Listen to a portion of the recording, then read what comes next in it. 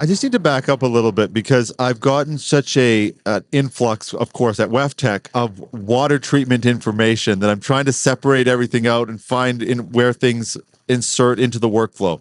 Where does your system come into a process? Can we just back Sure. it up from like the bird's eye view of that? Where do you plug in? Sure. That's a very broad question because it depends on the application. So let's say you're doing some form of line softening process. You're going through a reverse osmosis membrane train, right? So you would plug our system in. So it's a reverse osmosis train. And then you're adding alkalinity back into the water at that application, right? Because reverse osmosis or a membrane train strips all of that alkalinity out of the water. So now you have a corrosive water stream. So to mitigate that and deal with that, you're adding some form of lime slurry solution back into the water to increase your alkalinity.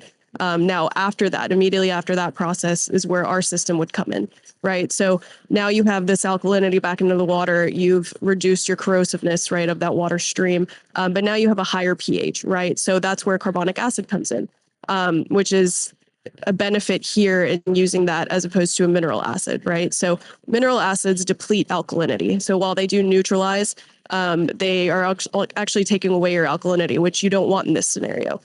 So carbonic acid actually neutralizes your pH while simultaneously just changing the type of alkalinity in your water stream, right? So it's not depleting your alkalinity. You're maintaining your overall total alkalinity. It's just converting those carbonates, protonating them with carbonic acid and changing them to bicarbonates. So if you look on a pH to alkalinity graph, they're actually directly correlated.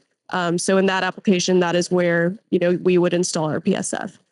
So it just really varies by application. Okay, I want to jump into case studies because I think this will help sort of drill down to really real world applications. You have one here, Camila, and thank you for sending these through because it's going to be very helpful. Sure. You have a sulfuric acid versus CO2 case study here. Can you walk us through exactly and it's always nice when you have the counter of a system because then you can kind of see the difference. So can you walk us through that particular case study?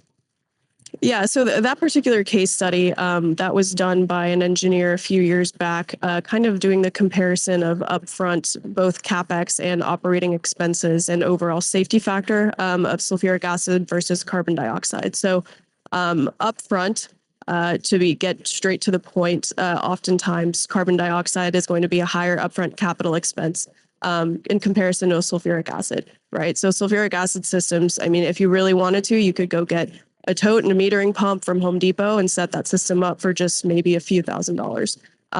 Of course, municipalities have a more intricate, complex system, so it's going to be a little higher of a capex than that. But CO2, with our systems and our bulk storage tanks and our PSFs, can be a higher upfront expense.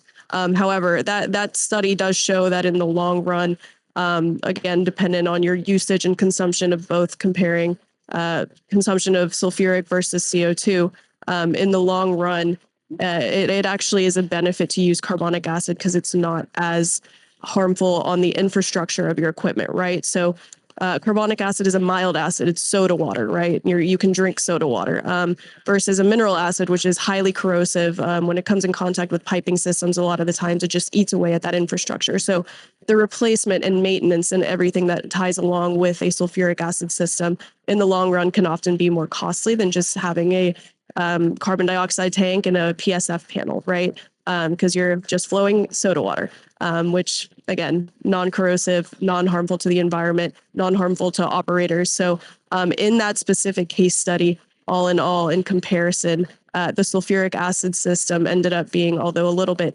cheaper up front, it ranked worse on a safety factor and overall operating expense over a period of like 20 years. So I want to. that's kind of a basic summary.